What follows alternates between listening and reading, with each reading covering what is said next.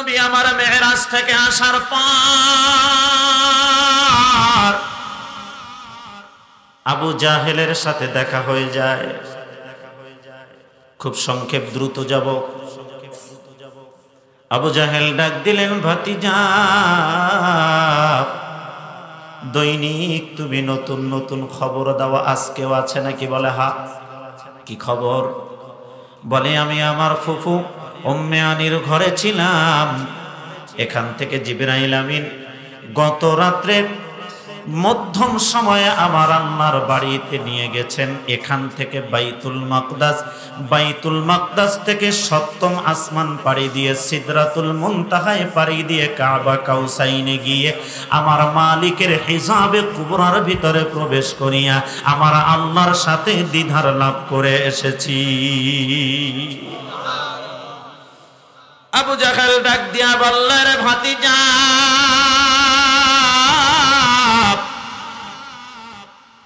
মক্কা থেকে বাইতুল মাকদাস ফিলিস্তিনের জমিন মাঝখানে 1 মাসের রাস্তা। এত বড় লম্বা পথ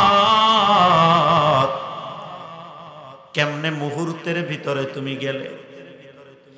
নবীজি বলেন, রে চাচা শুনেন, আমি যখন মেরাজ করে আসলাম, আমি হাজির হয়ে দেখি মেরাজে যাওয়ার সময় আমি যে ওযু করেছিলাম, এসে দেখি ওযুর পানি এখনো পাথরের উপর দিয়ে টপ টপ করে পড়তেছে।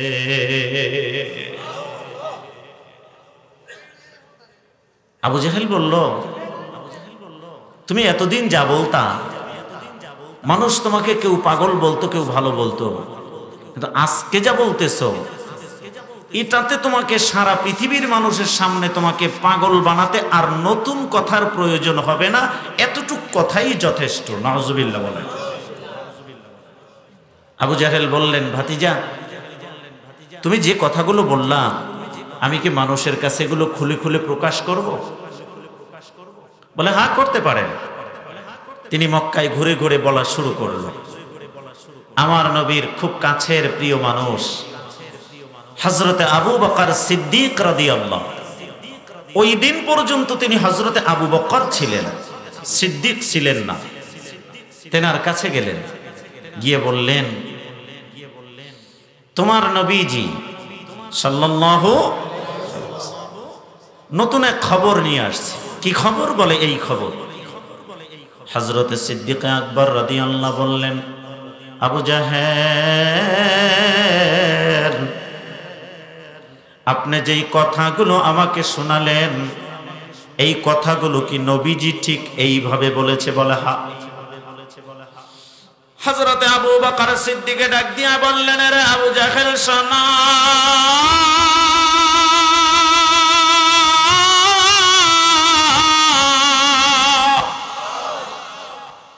যদি নবীজি এইভাবে কথাগুলো আপনাকে শোনায়, যেই নবীর কাছে কোরআনের আয়াত নাজিল হয়, যেই নবীর কাছে আসমানি কিতাব নাজিল হয়, ওই নবী আসমানে মালিকের দরবারে যাবে, এ কথা নবী বলেছেন। নবী একটাও বাড়ায়া বলেন নাই। আমার নবীজি যা বলেছেন সত্য বলেছে।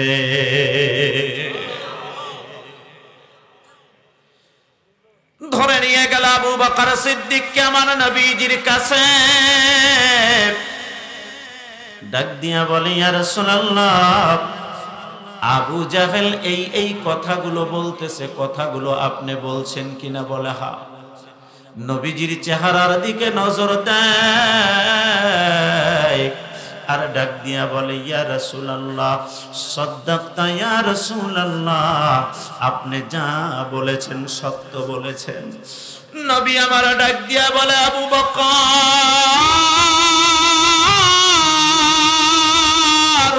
ভালো করে শোনো,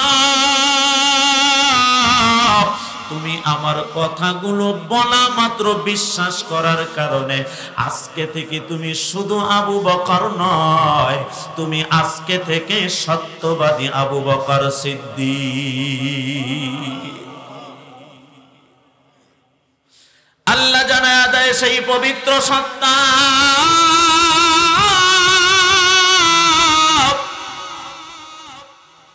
তার বান্দাকে ইসরা করিয়েছেন লাইলাম মিনাল মসজিদিল হারাম ইলাল মসজিদিল আকসা, মসজিদে হারাম থেকে বাইতুল মাকদাস পর্যন্ত, মসজিদে আকসা পর্যন্ত ইসরা করিয়েছেন। রাত্রিকালীন ভ্রমণ করিয়েছেন, রাতের সামান্য একটু অংশে, সামান্য একটু সময়।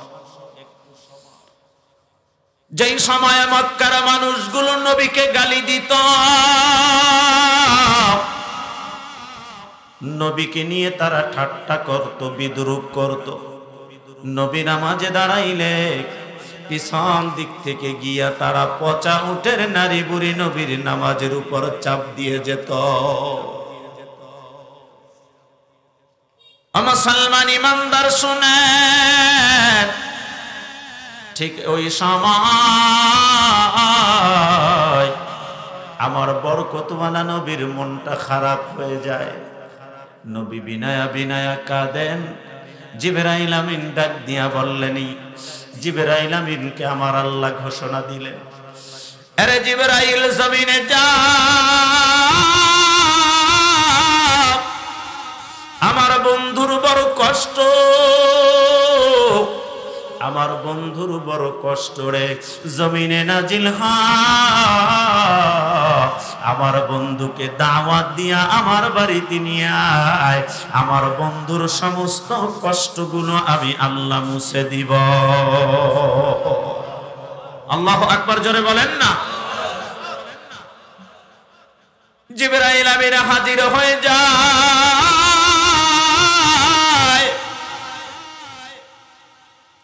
নবীজির ফুফি আম্মা উম্মে আনির ঘরের ভিতর আমার নবী ঘুমন্ত ছিল। সর্বপ্রথম জিবরাইল আমিন আসিয়া আমার নবীজির কদম মোবারকের পায়ের তলায় তেনার গাল মোবারক লাগায়া দেয়।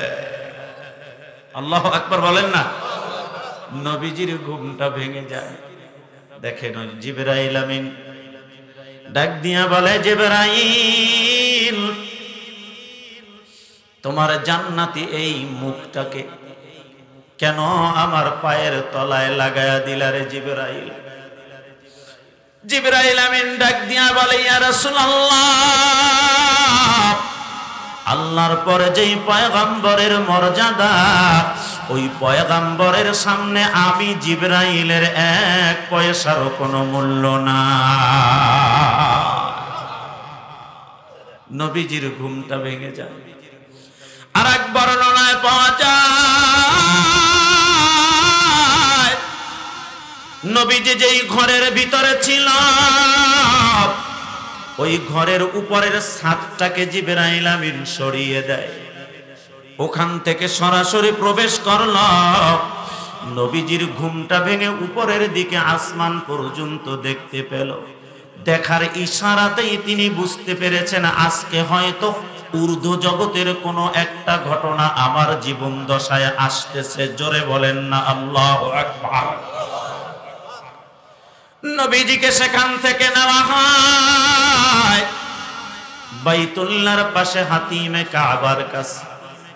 স্বর্ণের পাত্রে করে ঈমান এবং হিকমত আনা হয়। নবীজির সিনা মোবারক ফেড়ে ফেলা হয় এবং জমজমের পানি দিয়ে নবীজিকে ধৌত করানো হয় এবং নবীজির সিনা মোবারকের ভিতরে ঈমান এবং হিকমত দিয়ে পূর্ণ করে দেওয়া হয়। সামনে চলে আসে নবীকে নেওয়ার জন্য বহন করা একটা বোড়া। সংক্ষেপ কথাগুলো শুনে দেয় মুসলমান, শুনো।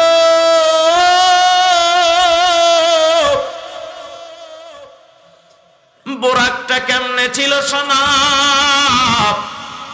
নবীজি ডাক দিয়া বলে, যেই বোরাকটা আমাকে নেওয়ার জন্য এসেছিল এটা খচ্চরের চেয়ে একটু বড়, গাধার চেয়ে একটু ছোট। যেই বোরাকটা আমাকে নেওয়ার জন্য আসছে ওই জান্নাতি বোরাকটা ছিল সাদা বর্ণের। সাদা বর্ণের বোরাকটা যখন সামনে আনা হলো, জিবরাইল আমিন ডাক দিয়া বলে, ইয়া রাসূলুল্লাহ, আল্লাহর বাড়িতে রওনা দিবেন, আল্লাহ আপনাকে দাওয়াত দিয়া মেহমান বানাবেন। দুনিয়ার কোন পয়গম্বরকে নেয় নাই। আদম নবী আপনার আগে আসছে, কিন্তু আল্লাহ দাওয়াত দেয় নাই। নূহ নবী আগে আসছে, দাওয়াত দেয় নাই। ইব্রাহিম নবী আগে আসছে, দাওয়াত পায় নাই। মুসা নবী আগে আসছে, দাওয়াত পায় নাই। ঈসা নবী আগে আসছে, দাওয়াত পায় নাই। আপনি আল্লাহর এমন পয়গম্বর, আল্লাহর বাড়িতে আপনাকে দাওয়াত দিয়ে নিবে। লিনুরিয়াহু মিন আয়াতিনা, আমার আল্লাহর নিদর্শন সমূহকে দেখানোর জন্য আল্লাহ আপনাকে দাওয়াত দিয়া নিবে। নবী গো, মেহেরবানি করে আপনি বোরাকের উপর কদম দেন। আল্লাহু আকবার, জোরে বলে। নবীজি বোরাকের উপর কদম দিবেন। বোরাকটা একটু নাড়াচাড়া দিয়ে উঠল। জিবরাইল আমিন জিজ্ঞাসা করলো, রে বোরাক,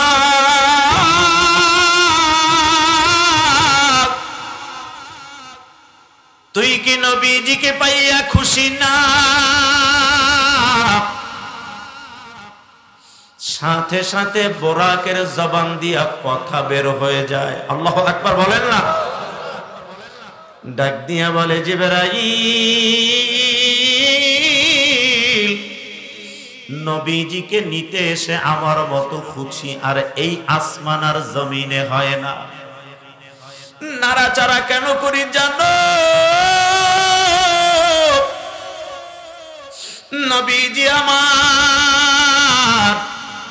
বোরাকের উপর উঠিয়া বাইতুল মাকদাস পর্যন্ত পৌঁছাবে রে। অল্প সময় আমাকে ধন্য করবে। নবীজি যদি আমাকে ওয়াদা করে কিয়ামতের কঠিন ময়দানে জান্নাতের ভিতরে সব জায়গায় নবী আমার উপরে সওয়ার করে চলবে, আমি বড় খুশি হয়ে যাইতাম। আমার নবী ডাক দিয়া বলে, রে বোরাক, যদি কোনো জায়গায় আমার সওয়ারের প্রয়োজন হয়, আমি এই মুহূর্তে ওয়াদা করলাম, তুই বোরাক ছাড়া অন্য কোন বাহনের পিঠে আমি উঠবো না। জোরে বলেন আল্লাহু আকবার। বোরাকটা খুশি হয়ে যায়। ও মুসলমানের দল, ইংরেজি মাসের নামগুলো আমাদের বড় মুখস্থ থাকে। ওরে বাংলা মাসের নামগুলো মুরাব্বিদের বড় মুখস্থ। কিন্তু মুরাব্বি আমরা একজন মুসলমান, আমাদের তো ঐতিহ্য আছে, আমাদের ঐতিহাসিক আলোচনা আছে, আমাদের ভৌগোলিক আলোচনা আছে। ও মুসলমান, তোমাদের চূড়ান্ত ইতিহাস কি জানা? আজকে এই মেরাজের মাসটা চলে যায়, একটা মুসলমান এ ব্যাপারে চিন্তাও করে না যে রজব মাস কেন আসলো, আর এই রজব মাসের বরকতটা আসলে কি। নবীজি বলে, রজব যখন আসে নবীজির জবান দিয়া বের হয়ে যায়, আল্লাহুম্মা বারিক লানা ফি রজব ওয়া শাবান ওয়া বাল্লিগনা রমাদান। আল্লাহু আকবার, জোরে বলেন না। নবীজি এই দোয়া পড়তেন, আমার সাথে পড়ুন না, আল্লাহুম্মা বারিক লানা ফি রজব ওয়া শাবান ওয়া বাল্লিগনা রমাদান। অর্থ করেন, হে আল্লাহ, হে আল্লাহ, পবিত্র রজব এবং শাবানের বরকত আমাদেরকে দান করে এবং পবিত্র রমাদান পর্যন্ত আমাদেরকে পৌঁছায় দেয়। এটা এমন বরকতওয়ালা মাস।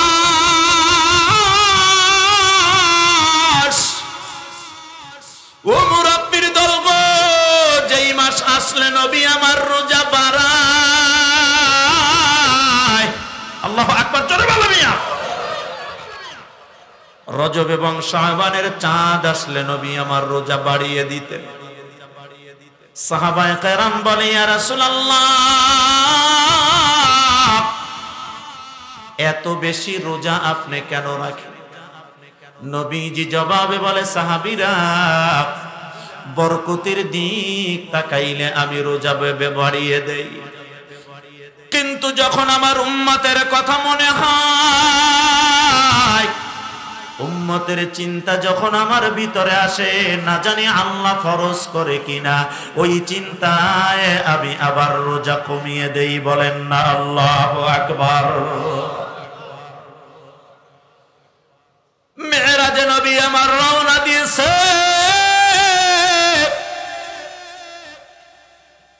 বোরাকে চড়ে নবী আমার যায়। হঠাৎ নবী দেখতেছেন একটা ঝিলমিল শহর, অনেকগুলো বাতি দেখা যায়। জিবরাইল আমিনকে বলে, ভাই জিবরাইল, এত সুন্দর শহরটার নাম কি? বলে, নবী, এটা ইয়াসরিফ শহর। কি শহর? ইয়াসরিফ। তবে ইয়া রাসূলুল্লাহ, আল্লাহ জানায়া দিয়েছে, শুনেন, এই ইয়াসরিফ শহরটা একদিন আপনি হিজরত করে আসবেন গো নবী। যেই দিন আপনার কদম মোবারক পড়বে, ওই দিন এই শহরটার নাম আর ইয়াসরিফ থাকবে না, ওই দিন থেকে এই শহরের নাম হয়ে যাবে মদিনা।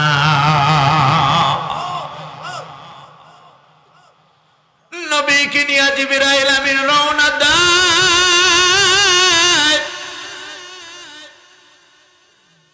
মুফাসসিরিন কেরাম তাফসীরের ভিতরে বলে, ও জমিনের মানুষেরা,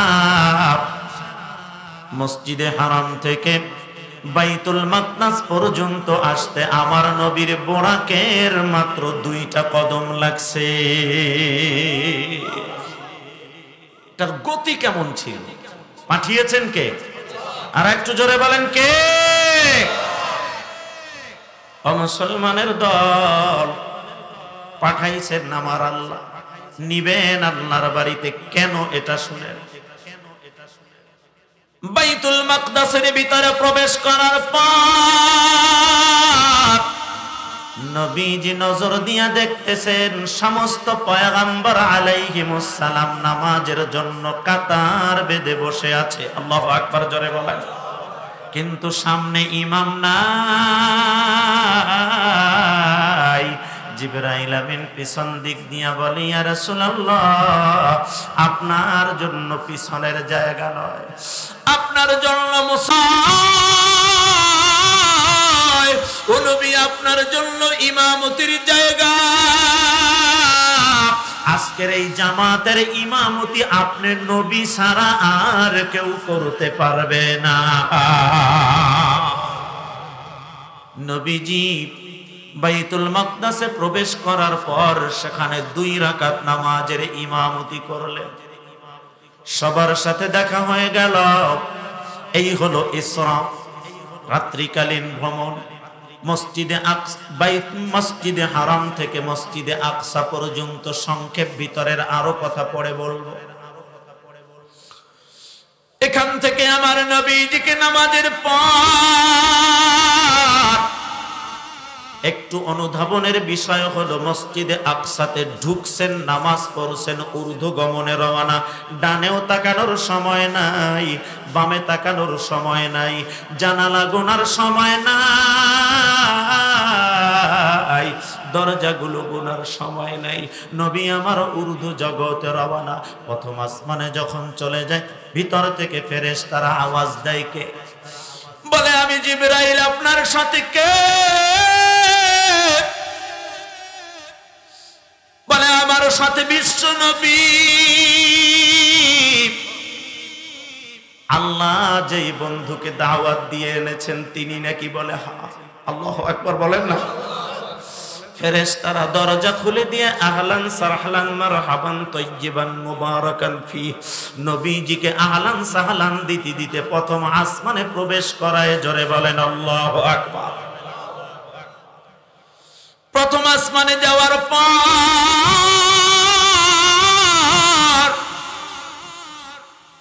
পয়গম্বর হযরতে আদম আলাইহিস সালামের সাথে নবীর দেখা হয়ে যায়। আল্লাহু আকবার বলেন। জিবরাইল আমিন ডাক দিয়া বলে, ইয়া রাসূলুল্লাহ, আপনি একটু সালাম দিন। এটা আপনার আদি আব্বাজান, এটা হযরতে আদম আলাইহিস সালাম, আপনি সালাম দিন। নবীজি হযরতে আদম আলাইহিস সালামকে সালাম প্রদান করলেন। আব্বাজান আদম আমার নবীর সালামের উত্তর দেওয়ার জন্য তিনি দাঁড়িয়ে যান। কলিজার ভিতরে জড়াইয়া বলো, সম্মানিত সন্তান, সন্তান যদি সম্মানিত হয়, বলেন না বাবার কাছে ভালো লাগে না খারাপ লাগে? বাবার এত আনন্দ, রাস্তায় গেলে বলে অমুকের বাবা আসছে, এমপির বাবা আসছে, মন্ত্রীর বাবা আসছে, বক্তার বাবা আসছে, আলেমের বাবা আসছে, পীরের বাবা আসছে, অমুক ভালো মানুষটার বাবা আসছে। হযরতে আদম আলাইহিস সালাম সন্তানের মর্যাদা দেখিয়া, সম্মান দেখিয়া আল্লাহর বাড়িতে দাওয়াতে যাইতেছে। সন্তানের সম্মানে বাবা দাঁড়াইয়া সালাম প্রদান করিয়া তিনি মোলাকাত করলেন, বুকের সাথে জড়াইয়া নিলেন, আহলান সাহলান মারহাবান বলিয়া তেনাকে স্বাগত জানালেন। নবীজি বলেন, আমার আব্বা জান আমাকে বুকে জড়াইয়া আমার জন্য তিনি নেক দোয়া করলেন, আমার উম্মতের জন্য দোয়া করলেন। আল্লাহু আকবার, জোরে বলেন। সেখান থেকে জিবরাইল আমিন আমাকে দ্বিতীয় আসমানে নিয়ে যায়। দ্বিতীয় আসমানে যাওয়ার পর হযরত ইয়াহইয়া এবং ঈসা নবীর সাথে সাক্ষাৎ হয়ে যায়। আল্লাহু আকবার, জোরে বলেন। হযরত ইয়াহইয়া এবং ঈসা নবীর কাছে গিয়া নবী আমার সালাম দিলেন, কথা বললেন, মোলাকাত করলেন। অনেক সময় লম্বা কথা বলার পর জিবরাইল আমিন এখান থেকে তৃতীয় আসমানে নিয়ে যায়। ওরে তৃতীয় আসমানে যাওয়ার পর হযরত ইউসুফ আলাইহিস সালামের সাথে সাক্ষাৎ হয়ে যায়। চতুর্থ আসমানে যাওয়ার পর হযরতে হারুন আলাইহিস সালামের সাথে সাক্ষাৎ হয়ে, ইদ্রিস আলাইহিস সালামের সাথে সাক্ষাৎ হয়ে যায়। পঞ্চম আসমানে যাওয়ার পর হযরতে হারুন আলাইহিস সালামের সাথে সাক্ষাৎ হয়ে যায়। ষষ্ঠ আসমানে যাওয়ার পর হযরতে পয়গম্বর মুসা কালিমুল্লাহর সাথে সাক্ষাৎ হয়। সপ্তম আসমানে যাওয়ার পর পয়গম্বর হযরতে ইব্রাহিম আলাইহিস সালামের সাথে সাক্ষাৎ হয়ে যায়। বলেন না সুবহানাল্লাহ। আল্লাহু আকবার, জোরে বলেন। সাতটা আসমান ভেদ করে চলে গেলেন সপ্তম আসমান। এক নম্বর আসমানে আব্বা জান আদম, দুই নম্বর আসমানে হযরত ঈসা এবং ইয়াহইয়া, তিন নম্বর আসমানে হযরতে ইউসুফ আলাইহিস সালাম, চার নম্বর আসমানে হযরত ইদ্রিস, পাঁচ নম্বর আসমানে হযরতে হারুন আলাইহিস সালাম, ছয় নম্বর আসমানে হযরতে মুসা আলাইহিস সালাম, সপ্তম আসমানে পয়গম্বর ইব্রাহিম আলাইহিস সালামের সাথে সাক্ষাৎ হয়ে যায়। জোরে বলেন না আল্লাহু আকবার। হযরত ইব্রাহিম আলাইহিস সালামের সামনে যখন যায়, নজর দিয়ে দেখেন বাইতুল মামুরের সাথে হেলান দিয়া পয়গম্বর ইব্রাহিম বসে বসে জিকির করে। ওই বাইতুল মামুর এমন একটা মসজিদ, যেই মসজিদে একসাথে 70,000 নবী সেজদা দিতে পারে মুসলমান। আর একবার যারা সেজদা দিবে কিয়ামত পর্যন্ত দ্বিতীয়বার সেজদা দেওয়ার মতো জায়গা আর সময় পাবে না। তাহলে মালিকের ফেরেশতা কত? আল্লাহু আকবার, জোরে বলেন না। 70,000 ফেরেশতারা একসঙ্গে ওই মসজিদে সেজদা দেয়। মসজিদ কত বড়! একবার যারা সেজদা দিবে আর কোনোদিন সেজদা দেওয়ার মতো অনুমতি তারা পাবে না। ইব্রাহিম আলাইহিস সালাম গিয়া দেখতেছেন বাইতুল্লাহর সাথে হেলান দিয়ে নবী ইব্রাহিম বসে বসে মালিকের জিকির করে, আর পয়গম্বর ইব্রাহিম আলাইহিস সালামের চারপাশে ঘুরে ঘুরে ছোট ছোট কিছু মাসুম বাচ্চারা তাওয়াফ করে। সুবহানাল্লাহ বলেন না? নবীজি জিজ্ঞাসা করলেন, ভাই জিবরাইল, এরা কারা? জিজ্ঞাসা করা হলো, জিবরাইল কারা বলো? কই ইয়া রাসূলুল্লাহ, বালেগ হওয়ার পূর্বে যেই সন্তানগুলো পৃথিবীর জমিন ছেড়ে বিদায় হয়ে যায় ছোটবেলায়, জোরে বলেন আছে না না? ওই বাচ্চাগুলো তারা আব্বা আব্বা বলে তৃপ্তি তাদের মিঠে নাই। এরা ইব্রাহিম আলাইহিস সালামের চারপাশে ঘুরতেছে, আর জাতির পিতা ইব্রাহিম আলাইহিস সালামকে তারা পিতা বলে ডাকিয়া তাদের কলিজা তারা ঠান্ডা করতেছে। বলেন না আল্লাহু আকবার। সিদরাতুল মুনতাহায় হযরত জিবরাইল আমিন নিয়ে যায়। সিদরাতুল মুনতাহায় যাওয়ার পর হযরত জিবরাইল আমিন নবীজিকে বলে, ইয়া রাসূলুল্লাহ, এ পর্যন্ত আসার অনুমতি আমার ছিল। ইয়া রাসূলুল্লাহ, আমি ফেরেশতা জিবরাইল, যখনই আল্লাহ আমাকে ডাক দেয় এই সিদরাতুল মুনতাহা পর্যন্ত আমি আসি, এর উপরে একটা কদম দেওয়ার কোনো ক্ষমতা আমার নাই। ওগো পয়গম্বর, আমার আল্লাহ আপনাকে এমন মর্যাদা দিয়েছে, এমন সম্মান দিয়েছে, কোন নবীকে এই সম্মান দেয় নাই, কোন ফেরেশতাকে এই সম্মান দেয় নাই, আল্লাহর সৃষ্টির ভিতরে এত সম্মান দেয় নাই। আমরা ফেরেশতাদের জীবনে কোনো গুনাহ নাই, এ পর্যন্তর উপরে আমরা যাওয়ার কোনো ক্ষমতা নাই। ইয়া রাসূলুল্লাহ, শুনেন, আপনাকে আল্লাহ এমন মর্যাদা দিয়েছে, আপনি অপেক্ষা করেন, আমার আল্লাহ আপনাকে নেওয়ার জন্য এখনো রফরফ পাঠিয়ে দিবে। বলেন না আল্লাহু আকবার। فكان قاب قوسين أو أدنى فأوحى إلى عبده ما أوحى ما كذب الفؤاد ما رأى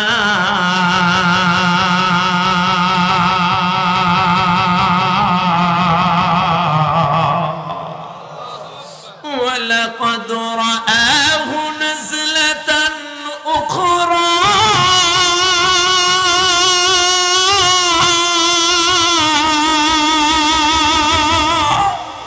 عندها سدرة المنتهى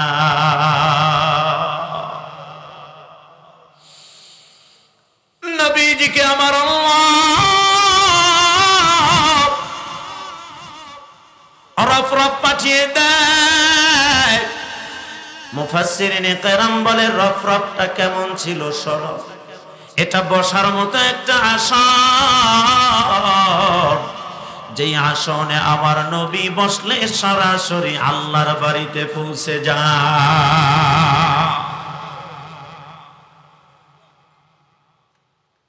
দুই বন্ধুর কথা শুরু হয়ে যায়। আল্লাহু আকবার, জোরে বলেন না।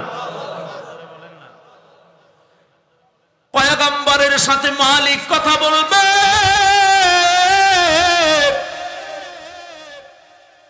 আশিক আর মাশুকের সাথে কথা হবে। ও মুসলমান, এর মজা এরা দুইজন ছাড়া পৃথিবীর কারো বোঝা সম্ভব নয়। বলেন ঠিক কিনা? এর মজা আশিক আর মাশুক ছাড়া বোঝা সম্ভব নয়। আমরা নামাজের ভিতরে তাশাহুদ পড়ি কি পড়ি না? আর একটু জোরে বলেন না। নামাজের ভিতরে আমরা তাশাহুদ পড়ি, আত্তাহিয়াতু লিল্লাহি ওয়াস সালাওয়াতু ওয়াত তাইয়্যিবাত, আসসালামু আলাইকা আইয়ুহান নাবিয়্যু ওয়া রাহমাতুল্লাহি ওয়া বারাকাতুহু, আসসালামু আলাইনা ওয়া আলা ইবাদিল্লাহিস সালিহিন, আশহাদু আল লা ইলাহা ইল্লাল্লাহ ওয়া আশহাদু আন্না মুহাম্মাদান আবদুহু ওয়া রাসূলুহু। আমার আল্লাহ ডাক দিলেন, হাবিব, বন্ধু বন্ধুর বাড়ি বেড়াতে গেলে কত কিছু নিয়ে আসে নবী, আপনার চাইতে ভালো বন্ধু আমার কেউ নাই। আপনি আমার বাড়িতে আসছেন, কি নিয়ে আসছেন নবী? কি নিয়ে আসছেন জানতে চাই গো নবী, বলে।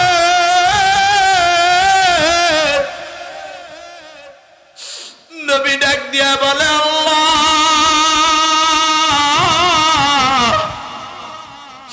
একদম খালি হাতে আসি না,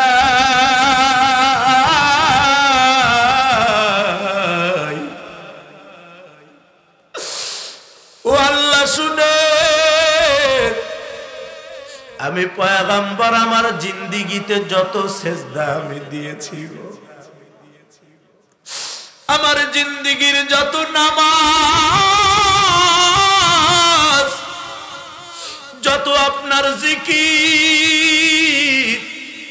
যত আপনার প্রশংসা গো আল্লাহ, আমি সব গাঠুরি বেঁধে বন্ধুর সাথে আসলাম দেখা করার জন্য। ও আল্লাহ, একদম খালি হাতে আসি না, তামাম জীবনের সমস্ত নামাজ, সমস্ত সেজদা আর আপনার যত প্রশংসা সব আপনার জন্য হাদিয়া নিয়ে আসছি। আল্লাহ ডাক দিয়া বললেন, হাবিব, আপনার দেওয়া হাদিয়া পাইয়া আমি আল্লাহ খুশি। আল্লাহু আকবার, জোরে বলুন। যে হাদিয়া আপনি আনছেন, আপনার হাদিয়া পেয়ে আমি আল্লাহ খুশি। তবে ইয়া রাসূলুল্লাহ, দুনিয়ার যত উম্মত আছে গো, সমস্ত উম্মতের জন্য আমি আপনি হাবিবুল্লাহর ইজ্জতে আমি তাদেরকে ক্ষমার হাতটা বাড়াইলাম, বারাকা দিয়া পূর্ণ করলাম, রহমত দিয়া পূর্ণ করলাম। ও নবী জান, আপনি এবং আপনার উম্মতকে আমি আল্লাহ বারাকা দিয়ে পূর্ণ করে দিলাম। রহমাতুল্লাহি ওয়া বারাকাতুহু। ও নবী, তাদের উপর রহমত বর্ষিত হোক। আমি আল্লাহ তাদেরকে বারাকাও দিলাম, বরকত দিয়ে তাদেরকে পূর্ণ হয়ে যাবে। আশিকার মাশুকের খেলা শুরু হয়ে গেছে। ও হাবিব, এটা আমার জাহান্নাম। ও নবী, এটা আমার জান্নাত। নবী নজর দিয়া দেখতেছে, প্রচন্ড আগুনের তাপ দিয়া কিছু রক্তকে ফুটন্ত করা হয়েছে। ওই রক্তের ভিতরে কিছু মানুষ হাবুডুবু খায়।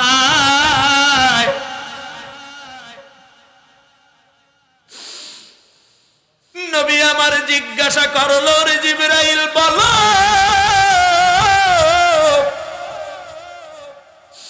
জাহান্নামের ভিতরে কি দেখতেছি বলো। এই ফুটন্ত রক্তের ভিতরে হাবুডুবু খাইতেছে। এরা বাঁচার জন্য যখন কিনারে আসে, পাশে দাঁড়ানো ফেরেশতারা পাথর দিয়া তাদের মাথার উপরে আঘাত করিয়া আবার মধ্যে নিয়ে যায়। এরা কারা? জবাব আনতে বলি, ইয়া রাসূলুল্লাহ,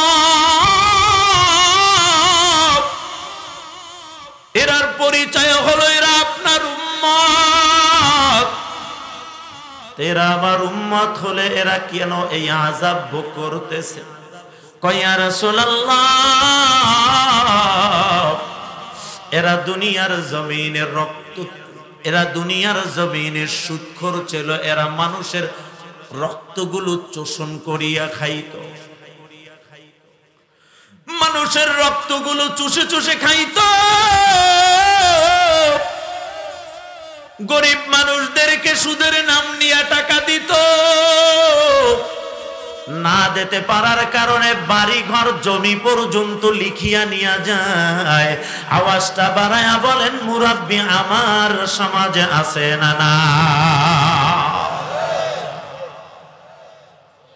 গরিবের রক্ত চুষে খাইতে খাইতে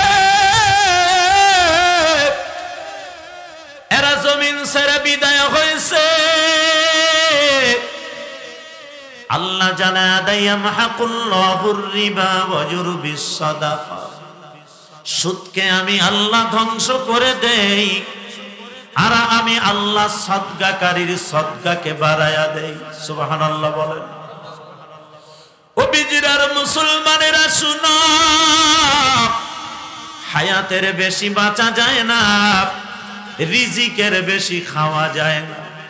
যে কয়দিন আল্লাহ বাঁচায় রাখবে, এর চাইতে একদিন বাঁচারও কারো ক্ষমতা না। আল্লাহ যা রিজিকে রাখবে, এর চাইতে এক লোকমা বেশি পাওয়া খাওয়ার ক্ষমতা নাই। এ কথার উপর যারা ঈমান আনে, ওই মানুষগুলো সুদ খাইতে পারে না। আরে বুড়া হয়ে গেছে, চলতে পারে না, এখন পর্যন্ত সুদ খায়। আওয়াজটা বাড়ায়া বলেন, আছে না? না।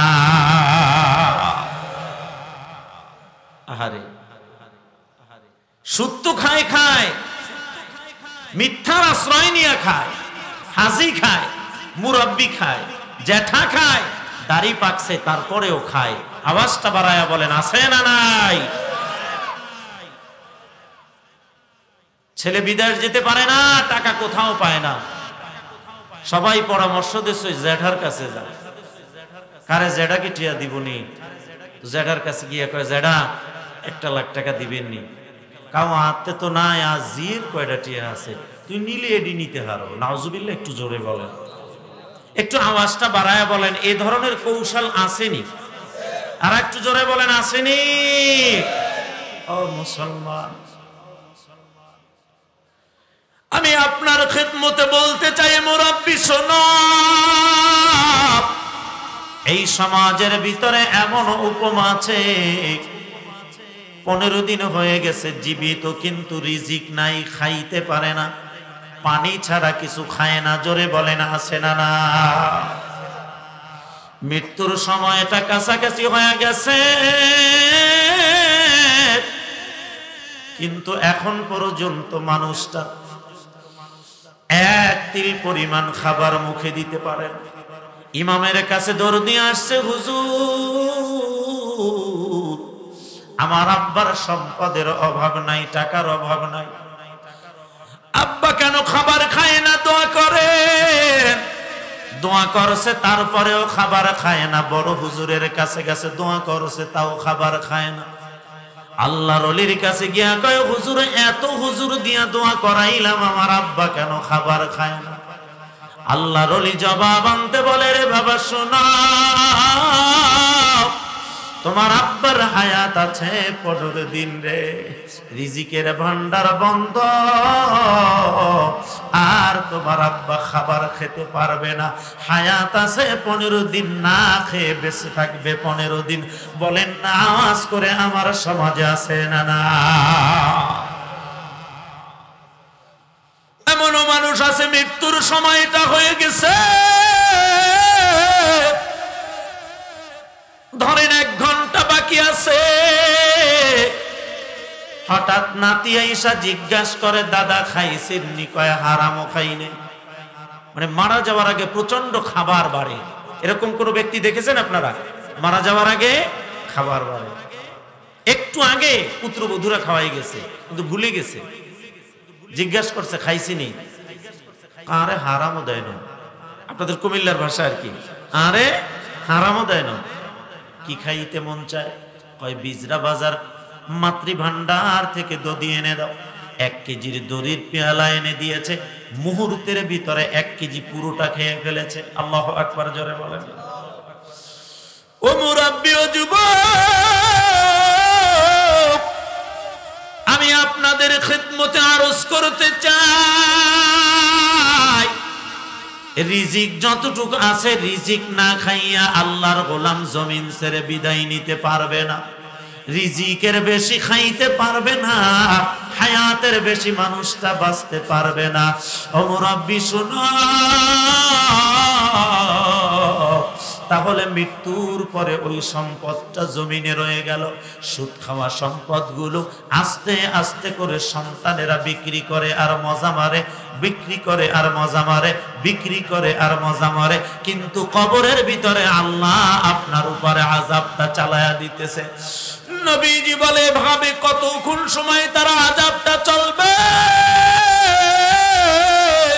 জিবরাইল আমিন ডাক দিয়া বলে, ইয়া রাসূলুল্লাহ, এই মানুষটার আযাব আর কোনদিন বন্ধ হবে না। নাউযুবিল্লাহ। জিবরাইল আমিন ডাক দিয়া বলে, ইয়া রাসূলুল্লাহ, এর আযাব আর বন্ধ হবে না। তবে কিয়ামতের ময়দানে আল্লাহ বিচার কাজের পরে যদি তার ফয়সালা জান্নাতে দেয়, হয়তো তার তকদির খুলে যাবে, তখন আযাব থেকে মুক্তি পাবে। এর আগে আযাব থেকে বাঁচতে পারবে না। নবী আর একটু সামনে গেলেন জাহান্নামে। নজর দিয়া নবী আমার দেখেন কিছু মানুষ বড় বড় পাথরগুলো মুখের ভিতরে জোরে জোরে জোরে জোরে দিতেছেন, আর মুখের ভিতরে জোর করে দিয়ে দিয়ে গিলে ফেলতেছেন। ফেরেশতারা গিলে ফেলাচ্ছেন। এক একটা পেট হয়ে যাইতেছে পাহাড়ের চাইতে বড়। নাউজুবিল্লাহ, জোরে বলেন না। ফেরেশতারা ডাক দিয়া বলেন, নবীজি ডাক দিয়া বলেন, ভাই জিবরাইল, এরা কারা যেই মানুষগুলোর উপরে এত বড় আযাব দেওয়া হইতেছে? আরে পাথর কি মানুষ খাইতে পারে? এই পাথরগুলো জোর করে তার মুখের ভিতরে দেওয়া হচ্ছে, তার পেটটা এত বড় দুম পেট হয়ে যাইতেছে। এরা কারা? জিবরাইল আমিন ডাক দিয়া বলে, ইয়া রাসূলুল্লাহ,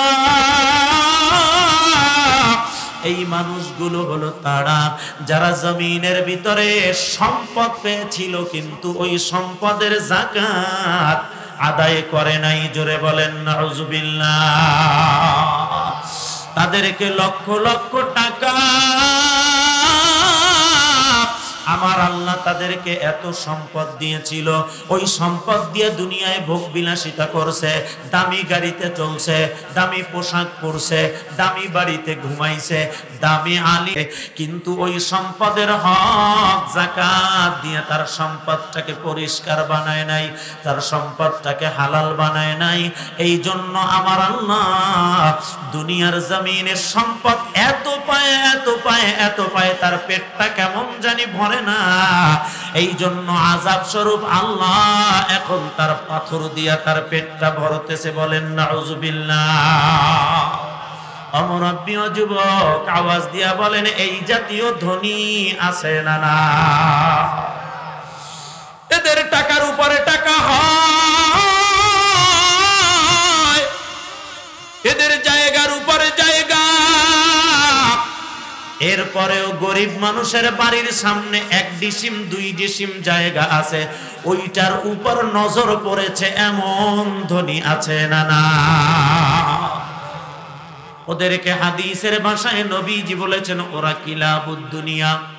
কিলাবুদ দুনিয়া, ওরা দুনিয়ার কুকুর। ওরা দুনিয়ার কি? মুমিনের জীবন থাকবে কাকের মতো। কাফের ফাসিক খোদাদ্রোহী নাস্তিকের জীবন থাকবে কুকুরের মতো। আপনাদের দেশে তো নদী নাই, কেমনে আপনাদেরকে বুঝায়? ও মুরাব্বি ও যুবক, হঠাৎ করে একটা গরু মারা যায়, একটা পচা গরু, মরা গরু একটা কুকুরের জিন্দিগিতে খাইতে পারবে না। জোরে বলেন ঠিক কিনা? একটু কথা বলেন ঠিক নি? একটা মরা গরু একটা কুকুরে খাইতে পারবে? একটা, দুইটায় পারবে, তিনটায়, চারটায়, পাঁচটায় পারবে না।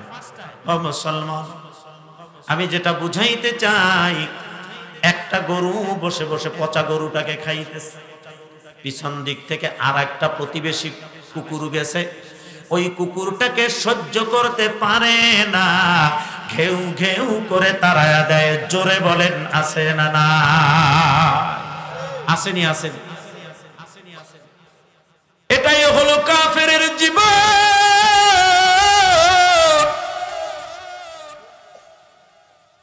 ওদের থাকার জন্য বাড়ি লাগবে একটা,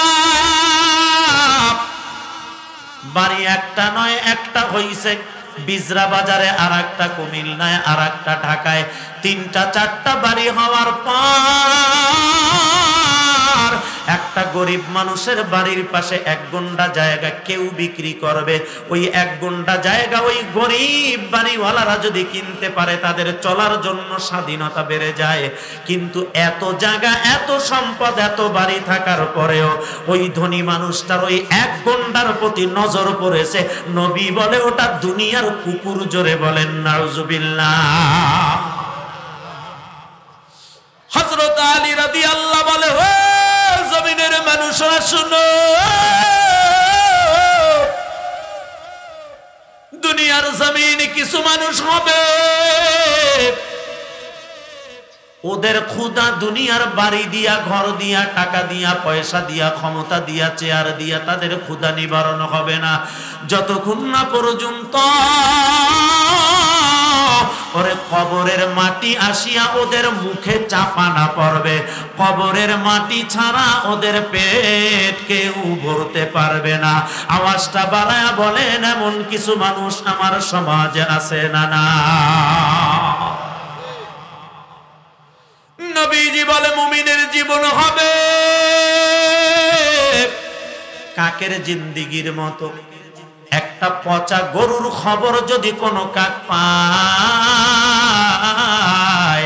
কাক একা যায় না, কা কা কা কা করে ডাকতে থাকে, আর ওর দলবল সব নিয়ে মহা জোট বেঁধে গরুর কাছে হাজির হয়ে যায়। জোরে বলেন কথা ঠিক কিনা? মুমিনের জীবনটা হবে কেমনে জানো? মুমিন একা খাবে না। গতকালকে রাত্রে এই হাদিসটি পড়েছিলাম। নবীজি বলেছেন, উম্মত, যখন তোমাদের ঘরের ভিতরে তরকারি রান্নার আয়োজন হবে। কিসের আয়োজন? তরকারি রান্না। খাননি আপনারা? প্রয়োজনে তোমরা একটু ঝোলের পানিটা বাড়ায়া দাও। সাহাবায়ে কেরাম জানতে চান, ইয়া রাসূলুল্লাহ কেন? কয়, তোমার প্রতিবেশীর হক আছে, যদি তুমি তরকারি দিতে নাও পারো, প্রয়োজনে প্রতিবেশীর হক আদায়ের জন্য একটু ঝোল দিয়া হলেও প্রতিবেশীর হকটা আদায় করো। ঝোল বুঝেননি আপনারা? আল্লাহু আকবার, একটু জোরে বলেন না। রসানি কয়, রসাটা কদ্দুর বাড়াই দিয়ে। নবীজি বলছেন কেস্তা নয়। এ মুসলমানের দল,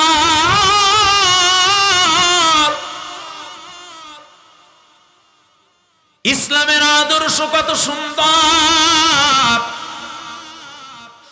একজন নাস্তিক মুসলমানের কাছে আসছে, আল্লাহর ওলির কাছে আসছে। 1 মিনিটে বলে দিই, খেয়াল করেন। আল্লাহর ওলির কাছে আসলে ইসলাম সম্পর্কে জানার জন্য, ইসলামের আদর্শ জানার জন্য। মাইলের পরে মাইল, দিনের পরে দিন হাঁটতেছে।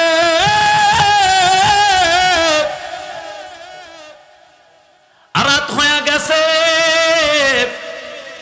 যেই শহরে আল্লাহর ওলি থাকে ওই শহরের ভিতরে রাত কাটাতে হবে, কিন্তু সামান নাই।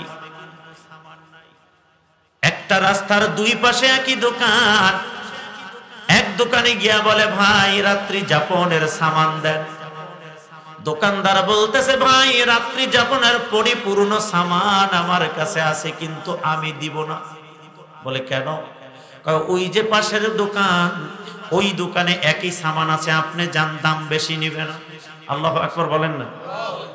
ওই দোকানে গিয়া সামানটা কিনিয়া পুনরায় আবার পূর্বের দোকানে আসছে।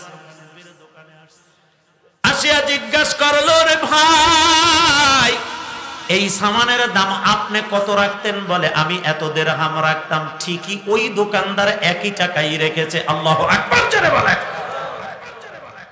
আপনি কত রাখতেন? বলে আমি এত টাকাই রাখতাম। বলে উনি তো তাই নিয়েছে। কয় আমরা মুসলমান। সুবহানাল্লাহ বলেন না। আমরা কি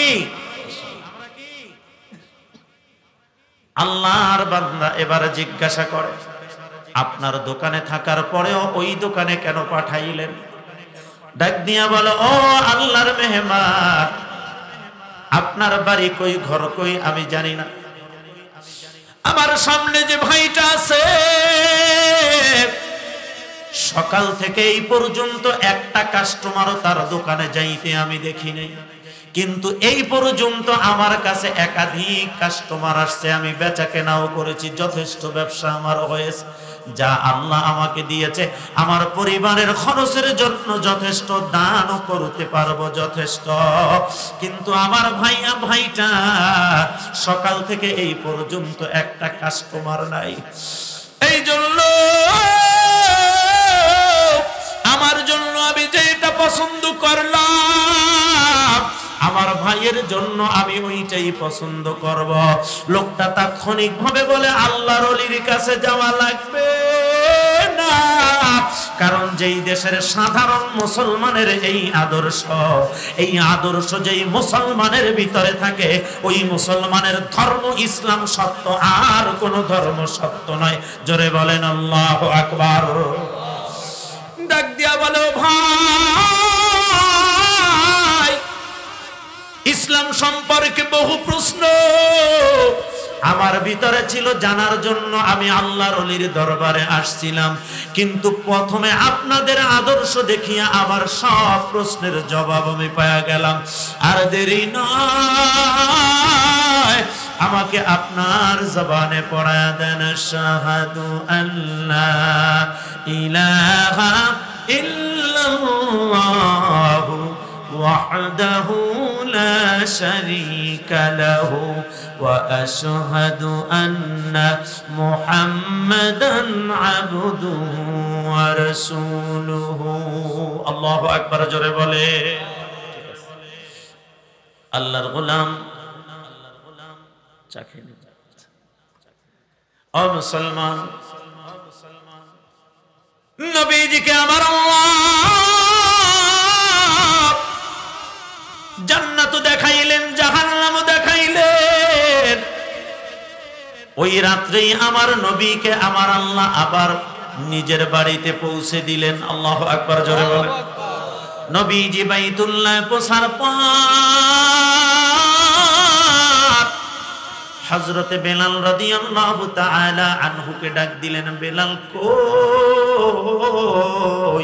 বেলাল হাজির হয়ে যায়, ইয়া রাসূলুল্লাহ ডেকেছেন। ও বেলাল খবর জানো, আমি সিদরাতুল মুনতাহায় যখন ছিলাম, জিবরাইল আমিন আমাকে একা ছেড়ে দিয়ে চলে যাইতেছে, তখন আমার ডানেও কেউ নাই, বামেও কেউ নাই রে বেলাল। হঠাৎ করে দেখি কার যেন জুতার আওয়াজ শোনা যায়, অথবা কার জানি পায়ের আওয়াজ শোনা যায়, কার জানি হাঁটার আওয়াজ শোনা যায়। আমি নজর করে দেখি আমার চারপাশে তুমি বেলাল হাঁটতেছ।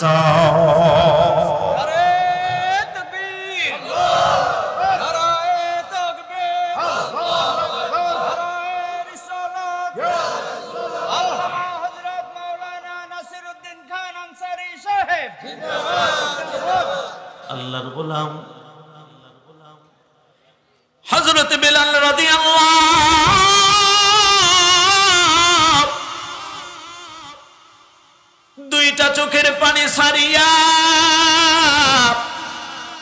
মাথা নিচু করে নবীর দিকে তাকায় রইল। নবীজি ডাক দিয়া বলে, বেলাল,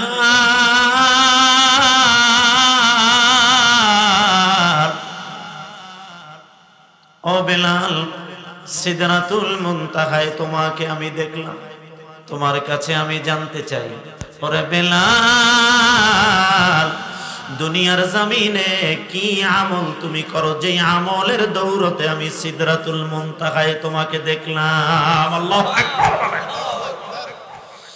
হযরত বেলাল রাদিয়াল্লাহু কাঁদে আর ডাক দিয়া বলে, ইয়া রাসূলুল্লাহ, আমার কোনো আমল নাই গো নবী, তবে ইয়া রাসূলুল্লাহ আমার একটা মাত্র আমল আছে গো নবী। আমলটা হলো, যখন আমার অজুটা চলে যায় সঙ্গে সঙ্গে আমি অজুটা বানায় নেই, আর অজুটা বানায়া আমি 2 রাকাত নামাজ পড়ি আমার আল্লাহর জন্য। নবীজি ডাক দিয়া বলে, ওরে বেলাল,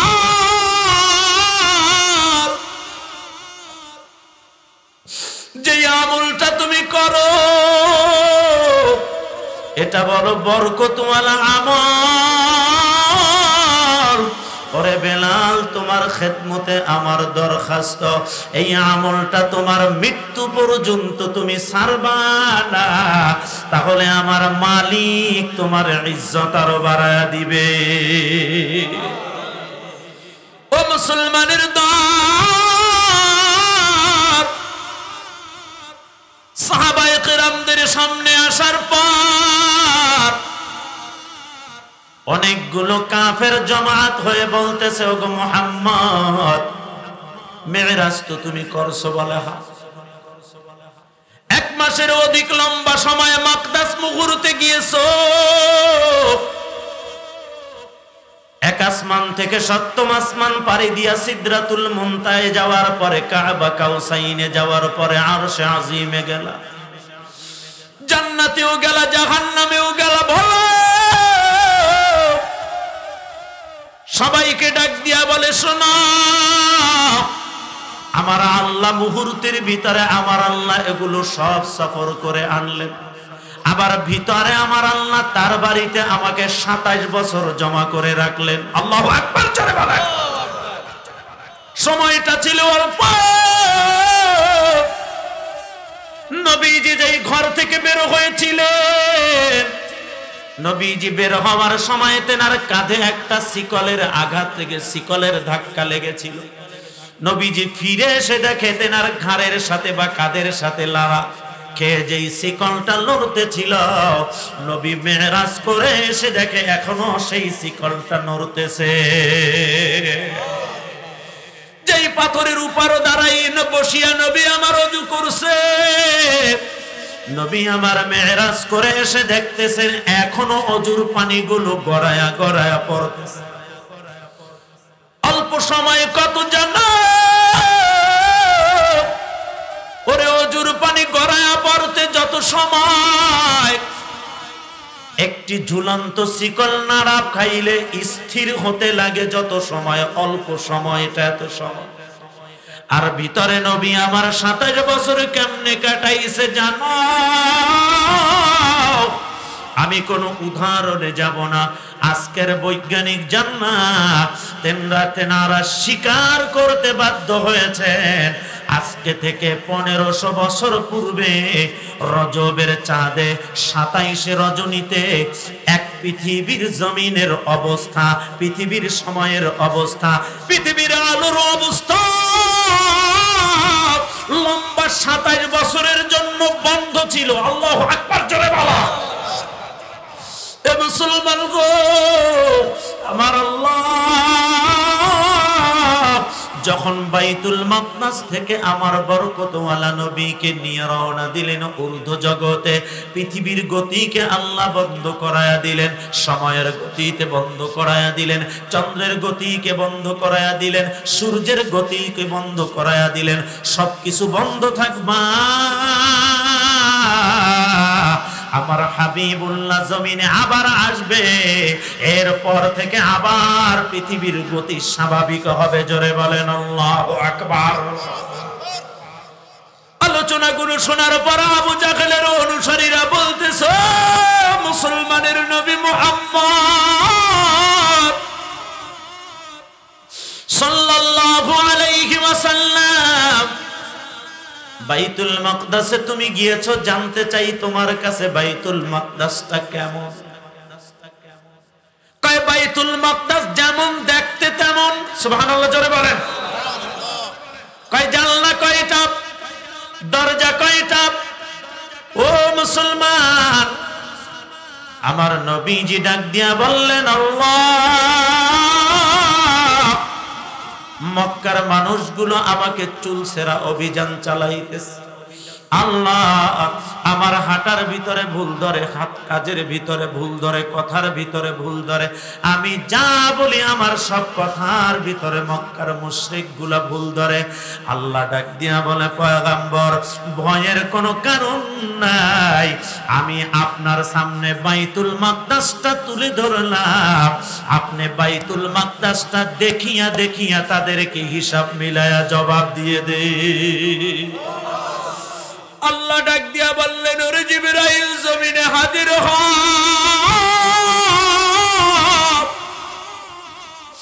বাইতুল মাকদাসটা হাতে তুলে নাও, আমার নবীর সামনে এনে ধর। আমার বন্ধু দেখবে আর কাফের মুশরিক গুলোর সামনে একটা একটা একটা একটা করে জবাব দিয়ে দিবে। আবু জাহেলের সামনে আসিয়া যখন নবীজি বলতেছেন, চাচা প্রশ্ন করেন, বলে বাইতুল মাকদাসের দরজা কয়টা, জবাব হয়ে গেল। জানালা কয়টা, জবাব হয়ে গেল। শিক কয়টা, জবাব হয়ে গেল। একটা একটা করে পিলারের হিসাব চায়। নবী আমার চোখ দিয়া দেখিয়া গুনিয়া গুনিয়া জবাব দেয়। জোরে বলেন আল্লাহু আকবার। ও মুসলমান, পরিশেষে আলোচনা হলো, শুনো, পবিত্র মেরাজের রজনী। এই মেরাজের রজনীতে আমার নবীর মূল শিক্ষা ছিল, উম্মতেরা শোনো, আমার আল্লাহর আদালতে হাজির হয়। নবী আমার কিছু নামাজ নিয়া আল্লাহ ফিরাইয়া দিলেন, কিছু নামাজ দিয়া। আল্লাহু আকবার, জোরে বলেন না। আল্লাহ ফিরাইয়াও দিলেন নামাজ দিয়া। আপনারা জানেন, এটা লম্বা কথা নয়, দিলেন কয় ওয়াক্ত সবাই জানেন তো মনে হয়। 50 ওয়াক্ত নামাজ দেওয়ার পর পয়গম্বর মুসা আলাইহিস সালামের কাছে আসছে। একবার যায় একবার আসে, একবার যায় একবার আসে। 5 ওয়াক্ত কমে কমে কমে 45 কম। নবী মুসা বলো, নবী আপনি আবার যান, আপনার উম্মতেরা এই 5 ওয়াক্ত পারবে না, কারণ আপনার আগের নবী আমি, আমার উম্মত দেখছি ট্রাই করে তারা পারে নাই, আপনার উম্মত পারবে না। নবী আমার বলে, ওগো পয়গম্বর, মালিকের কাছে যাইতে আমার আর পারছি না, আমার বড় লজ্জা লাগে। কমাইতে কমাইতে 5 ওয়াক্ত আল্লাহর জন্য আমার উম্মতেরা পড়বে, এর জন্য কষ্ট কি? পয়গম্বর মুসা বলে পারবে না। নবী আমার বলে, আমার বড় লজ্জা লাগে। আল্লাহ ডাক দিয়া বলে, পয়গম্বর, আমি আল্লাহ অর্ডার করছি 50 ওয়াক্ত, 50 ওয়াক্তই থাকবে। তবে শুনেন নবী, শুনেন, আপনার উম্মতেরা দুনিয়ার জমিনে যদি 5 ওয়াক্ত নামাজ আদায় করে, ওই 5 ওয়াক্ত নামাজের দৌলতে আমি আল্লাহ 50 ওয়াক্ত নামাজের সওয়াব দিয়ে দিব। জোরে বলেন আল্লাহু আকবার। ও মুসলমানের দলগণ, বাইতুন নূর জামে মসজিদের মাহফিল, এই মাহফিলে গভীর রাত পর্যন্ত হাজির হইয়া ওয়াদা কি করা যায়? 5 ওয়াক্ত নামাজ 50 ওয়াক্তের সওয়াব নিয়ে আমরা সবাই কবরে যেতে চাই। চাই তো ইনশাআল্লাহ? আল্লাহ আমাদের তৌফিক দান করুক, আমিন বলেন। আর একটু জোরে বলেন আমিন। পারবেন তো ইনশাআল্লাহ? বলেন তো কয় ওয়াক্ত নামাজ? কয় ওয়াক্ত নামাজ? আল্লাহ কবুল করে নেন।